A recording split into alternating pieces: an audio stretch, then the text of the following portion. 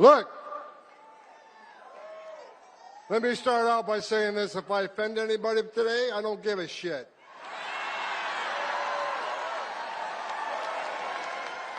Don't care. The media in the back room, I'm sure I'll be reading a lot of hit pieces on me tomorrow. I don't give a shit what you think about me.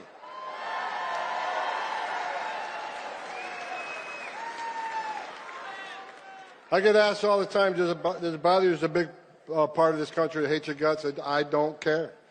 I don't care.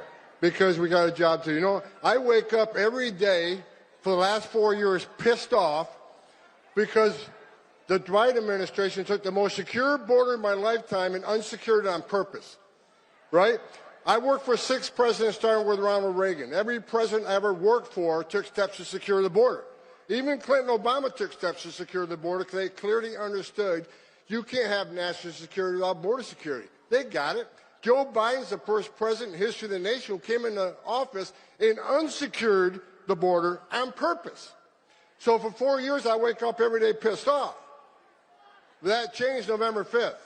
Hey everyone. Today we're diving into some spicy political commentary. Tom Homan, the so-called border czar, just dropped a fiery speech about illegal immigration, and let me tell you, this man is not holding back. Whether you're on the left, the right, or somewhere in between, this is going to be a wild ride. We'll break down the hypocrisy, the drama, and the straight-up heat in his words. And hey, if you're here for the tea, stick around because we're about to spill it all. Don't forget to hit that like button and subscribe. Now I wake up every day excited because I work for the greatest president of my lifetime, Donald J. Trump.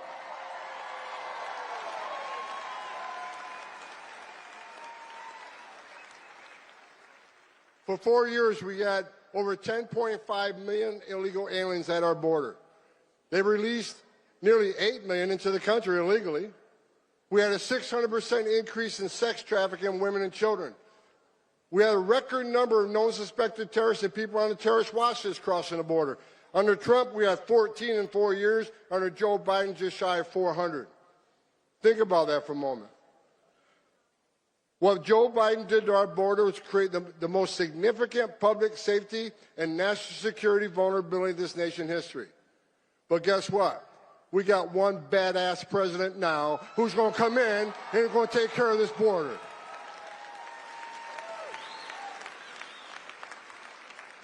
Look at the numbers last few days. I'm telling you, every morning I get up, I can't wait to go to work. Because I know that I have a president who's going to open up every avenue of law enforcement to this great nation. In under 4 weeks, we have illegal crossings on the border down 95%.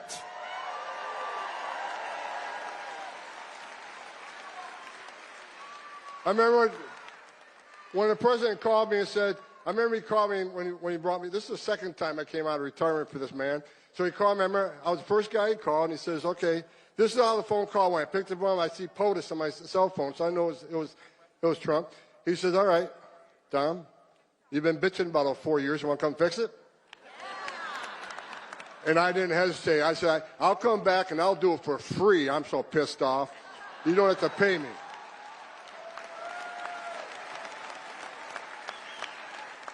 And look, in less than a month, illegal crossings down 95%. ICE has arrested over 21,000 people in the nation.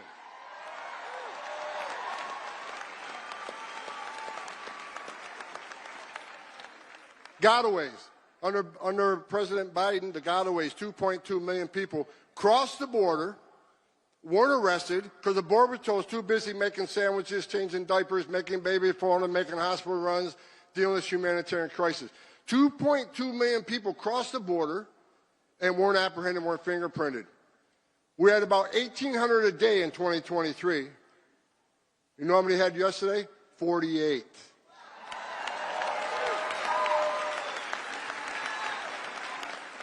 You're talking about 2,000 miles of border and only 48 people escaped, but that's 48 too many. I'm not going to be happy if that number is 0.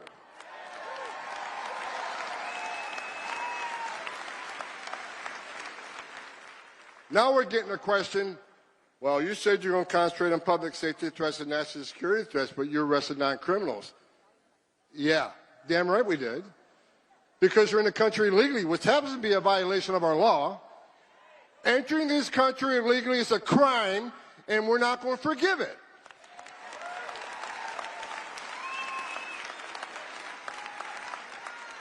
Into sanctuary cities, game on, because Pam Bondi's back into place. And Kash Patel is back running the FBI.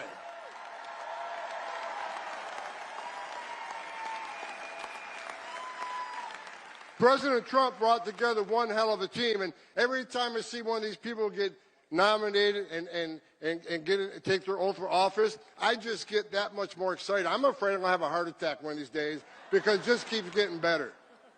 Sanctuary cities are a sanctuary for criminals. I've read all these stories this week. Tom Homan insulted AOC. Well, look, it's not an insult if it's true.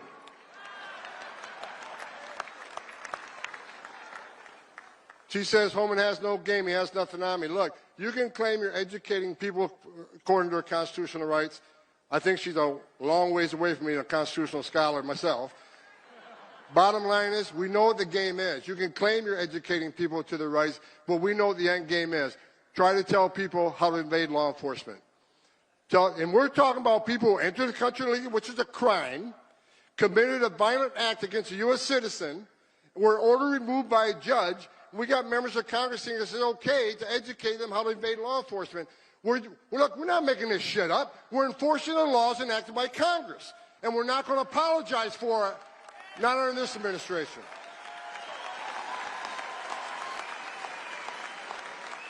We got great governors out there. Governor Pritzker, you ain't one of them.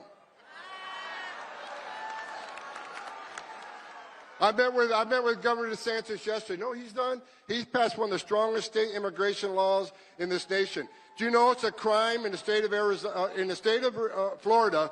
It is a crime to enter the country illegally. He made his own state law.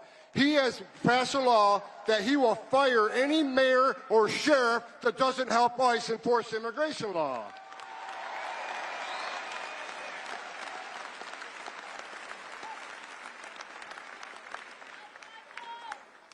The men and women of the Border Patrol, I love each and every one of you wearing that green uniform. You're the finest 1% this country has.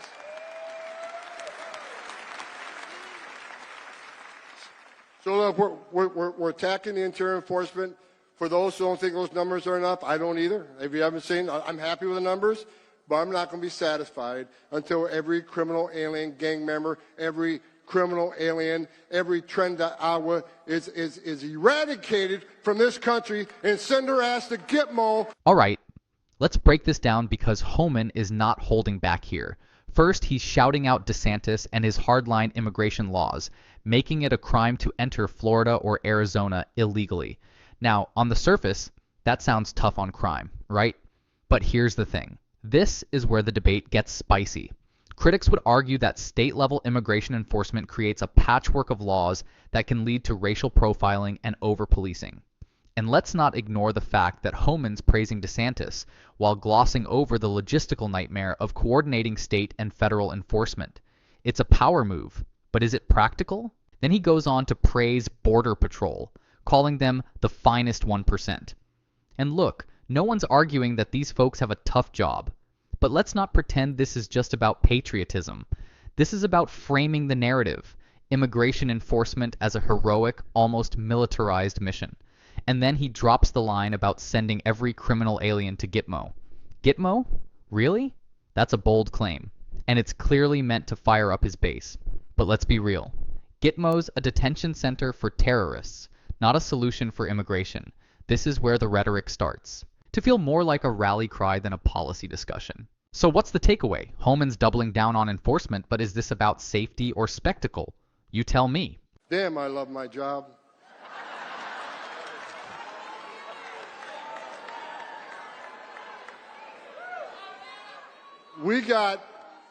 And look, I already said we got the border locked down, crossing down 95%. We've already arrested 21, just above 21,000. and we're going to double the workforce. We're going to add more. We're going to add more targeting. We're going to add more teams. God bless the men and women of ICE. God bless all the DOJ components that are with us. We've got U.S. Marshals, DEA, FBI, ATF, all these fine agencies helping us. And what's great about it, when we went to Chicago, Mayor of Chicago said I wasn't welcome to Chicago. Guess where the first place I went was? Chicago.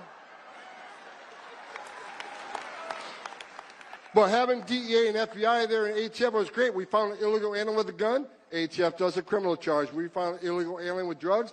We prosecuted that crime. So we're prosecuting these people before we deport them, and that's exactly what we should be doing. We're going to make this country safe again.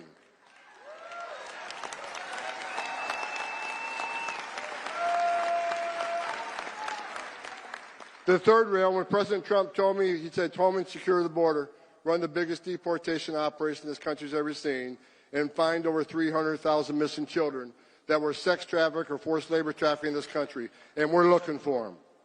And we're going to save children.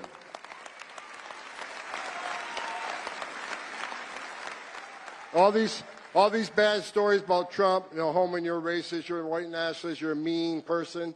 Okay, I'll take that. Because you know what Homan's doing? I'm working for the greatest president of my lifetime, and we're going to save lives. Because when 95% less people coming across the border, how many women ain't being raped? I read a story last night, the police commissioner of Boston. You said you doubled down on not helping the law enforcement officers of ICE. I'm coming to Boston. I'm bringing hell with me.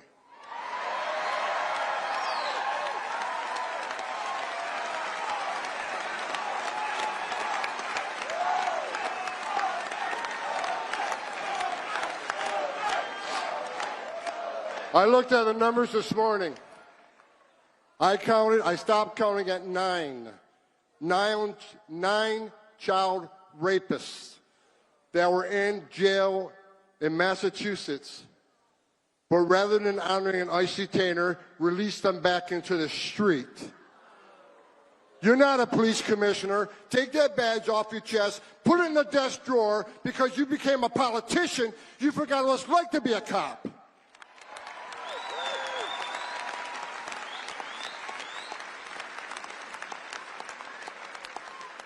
And guess what?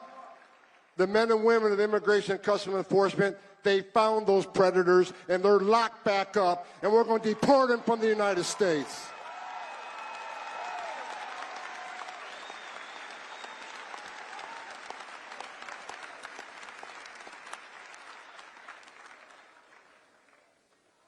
To the men and women of ICE, the agency I used to run, I was the first ICE director that actually came up through the ranks. For the 20,000 men and women that work for me, I never asked them to do anything I didn't do myself. What I've done recently, I brought a bunch of badass old school boys back.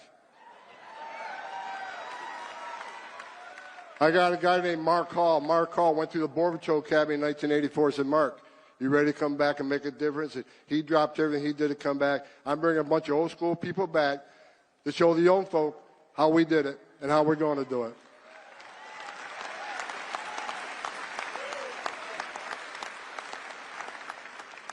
Like I said, I want to leave you with this. I said I got 45 minutes left. Look, if Congressman J. Paul couldn't, gavel me to shut up, no one on this building is going to get me off the stage until I'm ready to get off the stage. Now they turned the time red. I guess that's a warning. Look, here's what I'm going to say. And I hope you agree with me. If you agree with me, will you please stand up and let him know, because he's listening right now. The greatest president in my lifetime is back in the Oval Office. He's going to make America great again. He's going to make America healthy again. He's going to make America safe again. All right, everyone, that's our breakdown of Tom Homan's explosive speech. Whether you're nodding along or rolling your eyes, one thing's for sure. This man knows how to stir the pot. But let's not forget the bigger picture here. Immigration is a complex issue, and while Homan's rhetoric is fiery, it's also polarizing. So what do you think? Is he the hero we need, or is this just political theater at its finest? Drop your thoughts in the comments below. Let's get this conversation going. And if you enjoyed this video, don't forget to smash that like button, subscribe, and hit the notification bell. Until next time, stay sharp, stay informed, and keep questioning everything. See you in the next one.